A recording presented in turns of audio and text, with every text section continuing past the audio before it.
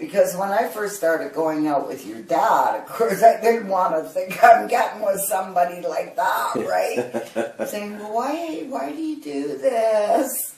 You know, like, you're going to end up going to jail. But anyways, the rest was history. The one with George, whatever the deal was with George Bradley there, maybe saying, oh, you guys got taken in during the interrogation process. Yeah, oh yeah. Yeah, we were living up in North York, Almore Avenue, Bathurst and Wilson area. Our house was surrounded. I remember you telling us that story that night. Vaguely remember, I didn't really recall the details. Oh, you were like thinking, 2, right? Yeah.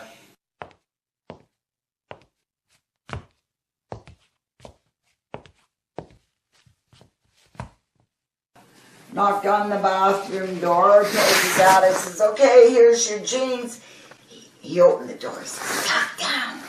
I said, what are you talking about, duck down? He says, fucking duck down, get over here by the window and sort of peek out. Right across the whole backyard, they were down their knees and like this, shoulder to shoulder. The cops. The cops, the vest, everything. That was the night they had the house surrounded?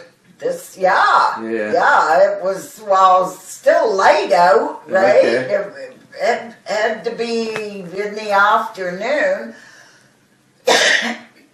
And I said, what the fuck? He says, where's George? I says, he's downstairs listening to music, like in the basement, right? He says, go. He says, tell him.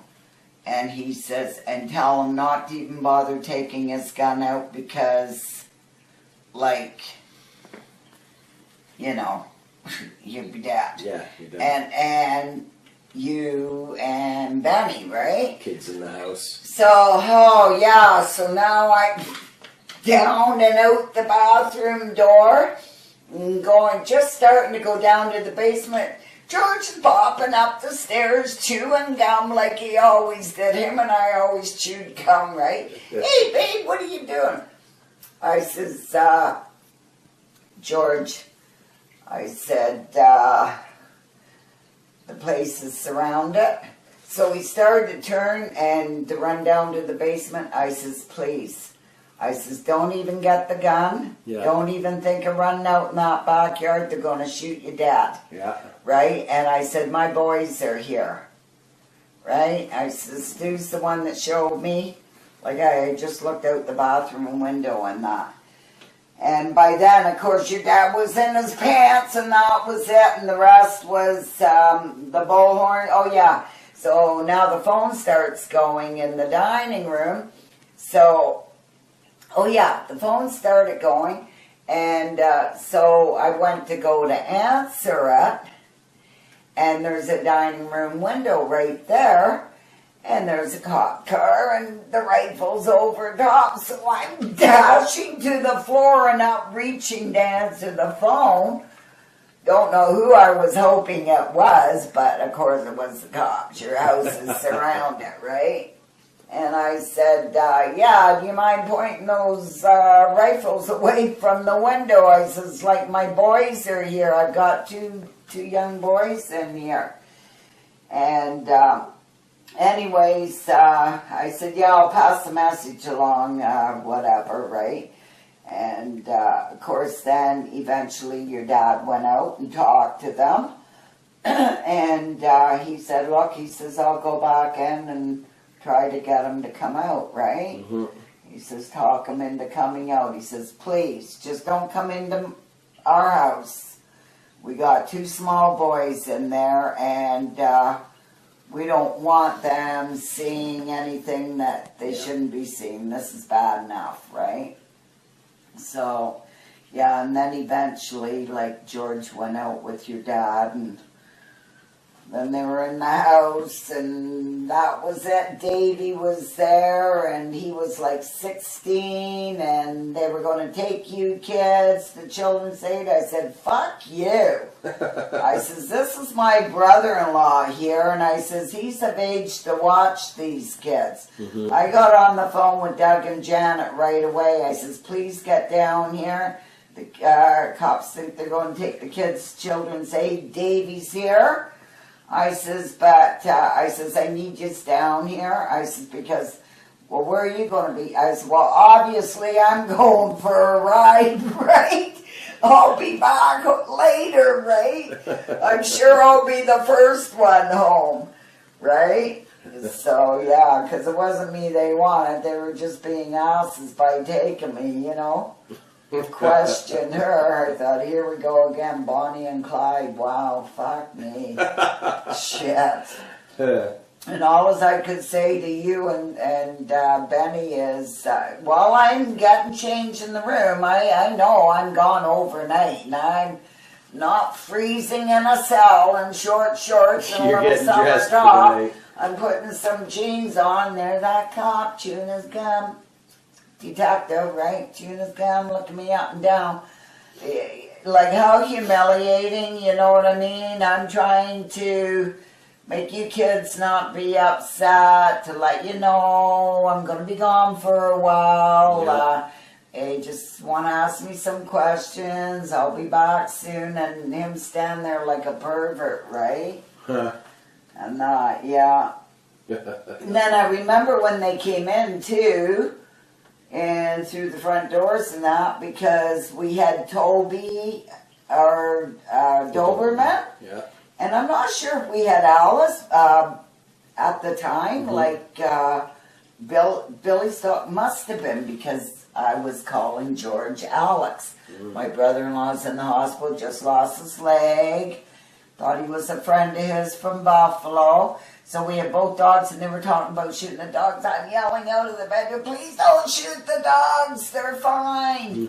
You know, yeah, what a nightmare. All this was going on, yeah. Bill had just had his accident, was still in the hospital and everything. It was all like in a short span of time, I tell ya. Wow. And I asked if I could go in my room and put some jeans on. It was in the summer, and I had like shorts on and that, right? And you and Benny came in with me because I wanted to talk to you. And the two detectives in there, and one chawing his gum and going like this. I says, do you fucking mind? You know, like trying to change here and talk to my boys. Yeah. Right? But yeah, Forbes Ewing, he was the head of the hold-up squad. He was the one that would come into the interrogation room I was in, put a chair in front of me, our knees basically, and he was huge. They all were from the hold-up squad. Yeah. Cracking the knuckles. Cracking the knuckles. Right, sitting in front of me. And of course I kept calling George Alex. I says, you mean Alex? I says, if his name's George, I don't know. I just know him by Alex. Yeah. I says, my brother-in-law was in a bad motorcycle accident and lost his leg, and Alex came to our door. I let him in. My husband wasn't even home, and thought he was coming to find out about my brother-in-law, right? I only know him by Alex. Then it was, now he's got him and your dad robbing. I said, well, if he's doing that, I said, I'd like to know why I'm buying his fucking cigarettes and putting him up in room, or let him sleep here a couple of nights and feed him, right? Yeah. So I says, I don't see any money rolling around. And then he'd go out of the room, the interrogation thing, and you could hear somebody getting beaten in the other room. I believe it was George. They were taking the cattle prongs to him till he passed out, right? Yeah, you're saying that. And I just thought, this is going to be a long fucking night, right? Because I'm hearing that. I don't know if it's your dad. Then they made us think they had Jack, and right. And so then another guy, Ewing would leave me, and another guy would come in, and And, oh yeah, the other guy would come in before Forbes would walk out. Wow, what does Gloria have to say? Not much. She just wants to know when she can phone her lawyer. He says, yeah, she's sly all right. No, she's dumb all right. Dumb like a fox. So I thought, oh, the next time he comes in here, he's just going to go, what? Like that, right. And I'm going over that chair. Like, we were gone for hours. They wouldn't even tell the lawyer where they took us. Mm-hmm. Right? Because I got Davey to phone our lawyer right away. I said, phone the lawyer right away. Right away, right? Then he wanted to know where they were taking us, and of course they made it think like they were taking us downtown. Yeah. They took us to the OPP division up along the highway there. Buying time. Buying time. From the lawyers. Yeah, yeah. Yeah, that was quite the thing. And then off to court we went the next morning. And it's sort of like an open bullpen, but with the bars thing in between the women and the guys. Mm-hmm. Poor George, like this, walking in like this. He says, how you doing, babe? Right? Just a little guy he was. He always called me babe, right? I says, I'm okay. I says, how about you, right? He says, I've been better. Yeah. And then I got to go, and I think your dad got home like later, right? But it was Bart Lesarge.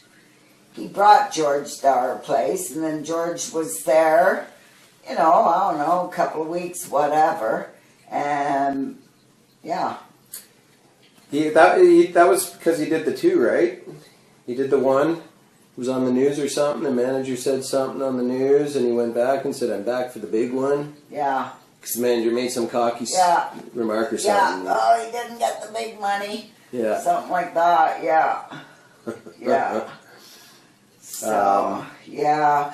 But no, actually, I don't know that was that time. Oh, okay. I thought that was why he had gotten out of jail, was from this bank robbery from before. This was because he was on the run.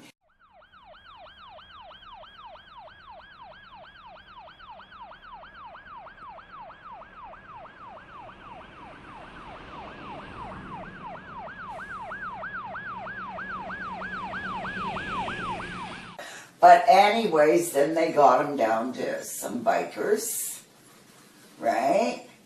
And like we're sort of a safe house, right? And then eventually he came to our place, and the next thing you know, our place was surrounded. Right. Right. Do you remember that green double bed with the swirls on it that you had in Georgetown? Uh-huh. He's the one that helped me paint that with the cheesecloth and everything when we lived on Almore. No shit. Yeah, yeah. Yeah. And I think we wrote somewhere in the swirls, Gloria and Stu or something like that, right? Cool. Yeah. Yeah. I liked George. He was a good guy. How did he die? He was shot or something. I don't even know if he's dead. I heard that he was dead, that he got shot. Really? Yeah. I don't know. Because it's been a lot of years since I've seen him, right? It was Randy or somebody telling me that. Oh, maybe. Because I remember the whole reason his name came to mind is because I came across an old photograph. Yeah, Randy, Bill. Randy, Bill, Jack. Yeah, Jack and George Bradley. And George, yeah. Great picture. Yeah, yeah. The four of them standing on that I think, corner store. Yeah, yeah. And your dad was with them. He took the picture. Okay. And I don't know if they had just been up to see Corny or your dad or somebody. I find it hard to believe they all went up, right? Mm-hmm. But, yeah, some little trip thing, right? And, yeah. Yeah. Yeah, man, so many crazy stories. I'm sure so many that I've never and never will hear, so I can only imagine. Yeah. Yeah, that's, Yeah, he was in Penetang. Now, I don't know if he had been somewhere else and then transferred to Penetang. Oh, wait a minute. I used to, oh yeah, okay. I used to visit him up in the old jail, county jail in Brampton. Mm-hmm. Just by Queen Street there. Yeah. Right? I had to go. We always called, my dad and I, Bonnie and Clyde. So when I wrote letters, I always signed Bonnie and Clyde. I went to visit him. I'm the one that did the visiting. Always would have a little note, or he'd have a little note and just put it up, right? Mm-hmm. And getting tune and that. And then, I don't know if he went to Penetang from there. Must have. And then it was just sort of worked out. Right? Yeah. Yeah. Oh my God, I tell you. Just, and you know, that stuff didn't faze me then. Yeah. Honestly, it didn't. And then I think, what was I thinking? Living that life, right? But to me, it was just sort of the way it was. Yeah. You know, like my home life was my home life. Yeah. You know, with you kids, and always the brothers were around, and they were younger and teenagers, and it just... It's the way of life. Yeah. That's what you guys knew. Yeah. It's what I got to know. It's what I got to know. Oh, my God. But, I don't know, I guess I figured it was better than having a guy that screwed around on me and beat me up from time to time. Yeah. I don't know. But, you know, I can't even hold that against Mike either. Like, he was an alcoholic. We were too young to even be married and having kids. And, you know, I'm long past all that. Mm-hmm. Life's too short for grudges.